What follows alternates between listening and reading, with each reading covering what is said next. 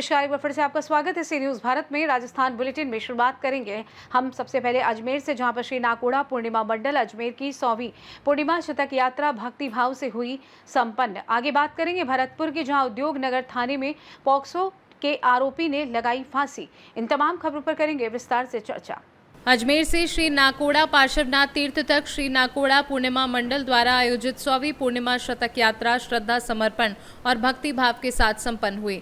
इस ऐतिहासिक क्षण में बड़ी संख्या में भैरव भक्तों ने सामूहिक रूप से तीर्थ यात्रा कर भैरव दादा के चरणों में हाजिरी लगाई और उनका आशीर्वाद प्राप्त किया। पूरे यात्रा मार्ग में श्रद्धालु भजनों और भक्ति संगीत के साथ गहराई से जुड़े रहे। डॉक्टर विष्णुदत्त चौबे और डॉक्टर मनोज जैन की फिल्मी गीतों की सजीव प्रस्तुति ने यात्रा को और भी आनंददायक बना दिया। यात्रियों ने इस आयोजन को परिवार जैसा अनुभव बताते हुए मंडल की व्यवस्थाओं की सराहना की। यात्रा में सुमित बोहरा, नमन कक्कड़, अक्षय सुराणा, प्रियंका जैन, कुणाल मेहता, नीरज कोठारी, राजलता चौरडिया, दीपक जैन और जीवराज खटोड़ सहित अन्य श्रद्धालु सक्रिय रूप से शामिल हुए। मंडल ने यात्रा की सफलता के लिए सभी भक्तों का आभार प्रकट किया और इसे भैरव दादा के आशीर्वाद तथा भक्तों के सहयोग का फल बताया। हाँ सर, बताएं। मैं सुरेश जैन, सभी को मेरा जय जिनेन्द्र। नाकोड़ा पूर्णिमा मंडल, इसकी यात्रा में जाने का मुझे पहली बार ही सौभाग्य मिला है। ये इनकी 100वीं यात्रा है।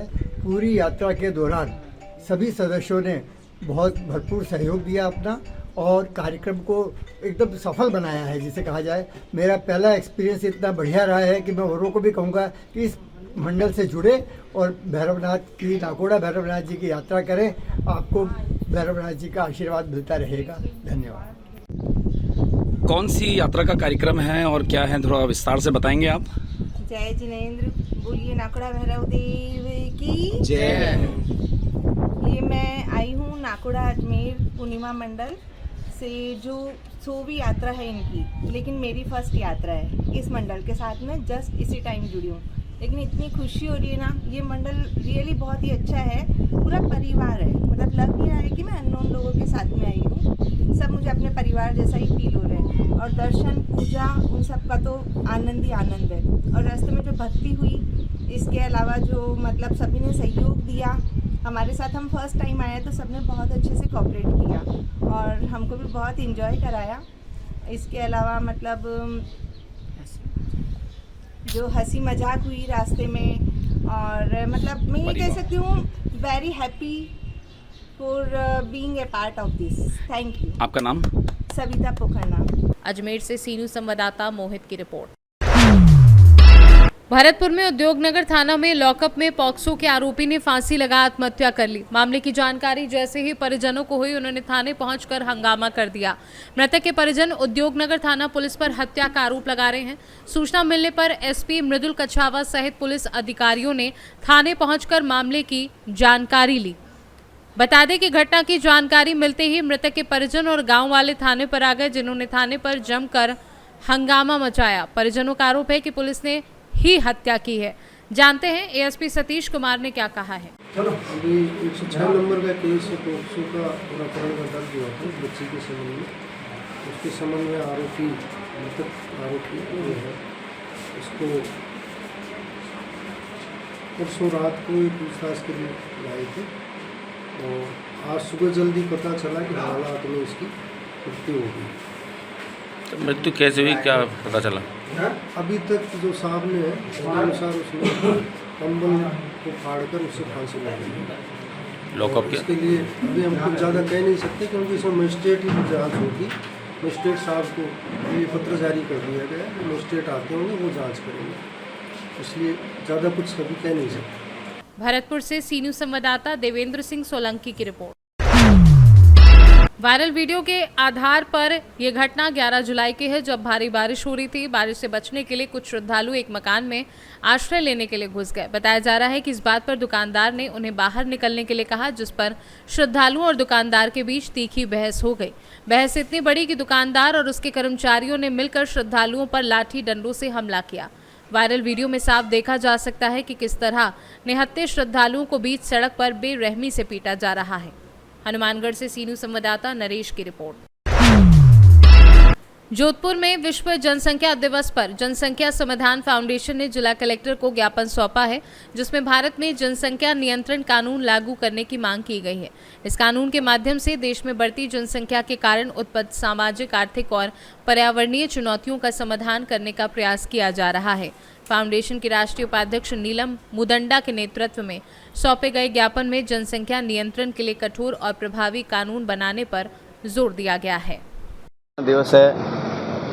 हमारे देश में जिस तरह से जनसंख्या बढ़ रही है, ये देश के लिए बहुत घातक है। ये एक, अगर हम हमारी भाषा में कह लें तो आत्मविस्फोटक है। देश में जिस तरह संख्या बढ़ रही है, युवाओं को नौकरियां नहीं मिल रही है, सरकारी संसाधन कम पड़ रहे हैं, आर्थिक परिस्थितियां कमज़ोर होती जा रही है और एक वर्ग तो ऐसा है जो संख्या कम करता जा रहा है और एक वर्ग ऐसा हो गया जो मतलब उसका एक ही ध्येय है, हम तो कहते हैं हम दो हमारे दो, वो कहते हैं ये तो अल्लाह की देन है। तो अब ये भारत में अत्यंत जरूरी हो गया है कि जल्द से जल्द जनसंख्या नियंत्रण बिल लाया जाए। बढ़ती हुई आबादी से कितना प्रभाव पड़ रहा है हमारे देश पर, तो इस पर कंट्रोल करना बहुत ही आवश्यक है और हम इसको ज्ञापन देने आए हैं कलेक्टर साहब से। तो जल्दी से इस पर कानून बने, हम जल्दी से चाहते हैं मोदी जी से, तो इस पर थैंक यू। आज जनसंख्या दिवस के उपलक्ष्य में जनसंख्या समाधान फाउंडेशन निरंतर कई गत वर्षों से इस कलेक्टर को ज्ञापन देते आए हैं और आज चूँकि भारत में सभी जगह एक साथ कलेक्टर पे ज्ञापन दिया जाएगा, 10 से 3 बजे तक एक साथ आह्वान किया गया है। चूँकि जनसंख्या एक इतना बड़ा विषय हो गया है, अनियंत्रितता जो कि देश के लिए विस्फोट का काम कर रहा है और देश के लिए सबसे बड़ी चुनौती आज बन चुकी है।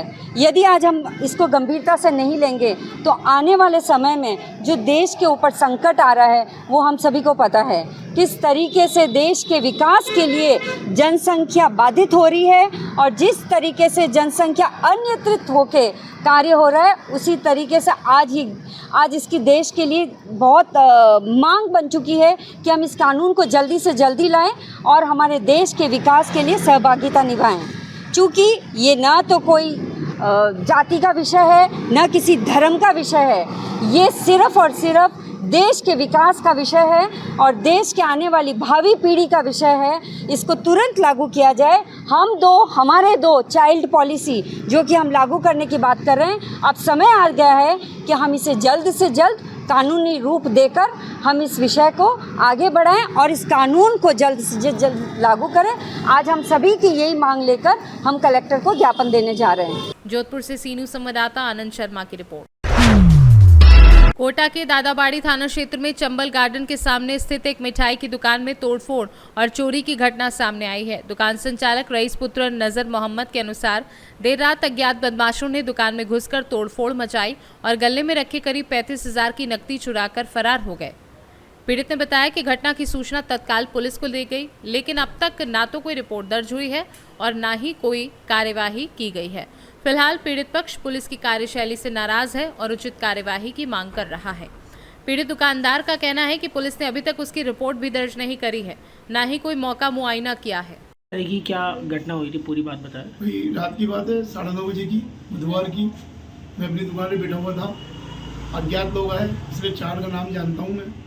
एक का नाम इराज है, एक का नाम ईशान है और एक का नाम फरहान है और एक का नाम फरहान, ईशान, इराज, काजल शान, ये 4 लोग हैं। ये 4 लोगों ने मेरी दुकान पे तोड़फोड़ करी। उनके बाद हथियार थे, गंडा से थे, तलवारें थी, सरिये थे। लड़ाई हमारे बच्चे की दोस्ती लड़ाई थी हमारी थी। उन्होंने उधर का गुस्सा हमारी तरफ आकर उतारा। गले में पैसे पड़े हुए थे 35,000 रुपये, वो भी गायब हो गए। मेरे साथ मारपीट करी, मुझे जान से मारने की धमकी दी। सारी बात पूरे मोहल्ले ने देखी। 15 जने थे, जिसमें 4 का नाम जानता हूँ। मैंने 4 का नाम आपको बता दिया। क्या मतलब मेन मारपीट का मुख्य कारण है तोड़फोड़ के लिए? तोड़फोड़ कारण है कि भाई रोड पर कहीं लड़ाई हुई होगी हमारे बच्चे के दोस्त से, तो उधर का गुस्सा इन्होंने इधर आकर के निकाला। कब की बात थी ये रात की बात है, 9:30 बजे की। रिपोर्ट वगैरह दर्ज कराई आप? रिपोर्ट वगैरह दर्ज करवाई, लेकिन कोई कार्रवाई नहीं हुई। रात में गए थे? रात में गया था। रिपोर्ट वगैरह दर्ज कराई? रिपोर्ट वगैरह दर्ज करवाई थी। वहाँ थाने में कोई सुनवाई नहीं।